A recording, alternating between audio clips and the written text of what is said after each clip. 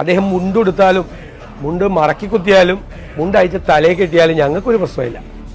പക്ഷെ അദ്ദേഹം അത് ആ സിനിമാ ഡയലോഗ് പറഞ്ഞപ്പോൾ അദ്ദേഹത്തിന് അത് പറഞ്ഞു കൊടുത്ത PR ഏജൻസികൾ പൊട്ടിക്കരഞ്ഞാണ്. അവർ ഇത്രയും കഷ്ടപ്പെട്ട് ഈ സിനിമാ ഡയലോഗ് പഠിപ്പിച്ചു കൊടുത്തിട്ട് ആ ഡയലോഗ് അദ്ദേഹം എങ്ങനെയാണ് പറഞ്ഞതെന്ന് നിങ്ങൾ കേട്ടതാണ്.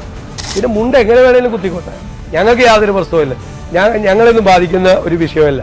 പിന്നെ അദ്ദേഹം തെറി പറയണമെങ്കിൽ പറഞ്ഞോട്ടെ, അദ്ദേഹത്തെ പഴയ BJPക്കാർ ഇഷ്ടംപോലെ തെറി പറയുന്നുണ്ട്. അദ്ദേഹം അവരോട് വേണമെങ്കിൽ തിരിച്ചു തെറിയും പറഞ്ഞു. ഞങ്ങളൊന്നും വരട്ടാനൊന്നും വേണ്ടി വരണ്ട. ഒന്ന് കേരളത്തെക്കുറിച്ചോ കേരള രാഷ്ട്രീയത്തെക്കുറിച്ചോ കേരളത്തിൻ്റെ ഒരു പാരമ്പര്യത്തെക്കുറിച്ചോ സാമൂഹ്യ രാഷ്ട്രീയ ചുറ്റുപാടുകളെക്കുറിച്ചോ കേരളത്തിലെ വരികളെക്കുറിച്ചോ പോലും അദ്ദേഹത്തിന് അറിയില്ല. 2006 അദ്ദേഹം എങ്ങനെയാണ് രാജ്യസഭാ മെമ്പറായത്? ബാക്ക് ഡോറിൽ കൂടിയാണ്. 2018 വീണ്ടും ആകുന്നതിന് മുമ്പാണ് BJP ചേർന്നത്. 5-6 കൊല്ലമേ ഉള്ളൂ BJP ചേർന്നിട്ട്. ഈ കേരളത്തിൽ വന്ന് 5 കൊല്ലം മന്ത്രിയായിരുന്നല്ലോ. ഇപ്പോൾ മലയാളത്തിൽ തെറി പറയാതെ ഈ കേരളത്തിന് വേണ്ടി ആ കേന്ദ്രമന്ത്രിയായിരുന്നു. എന്തെങ്കിലും കാര്യം ചെയ്തിട്ടുണ്ട്?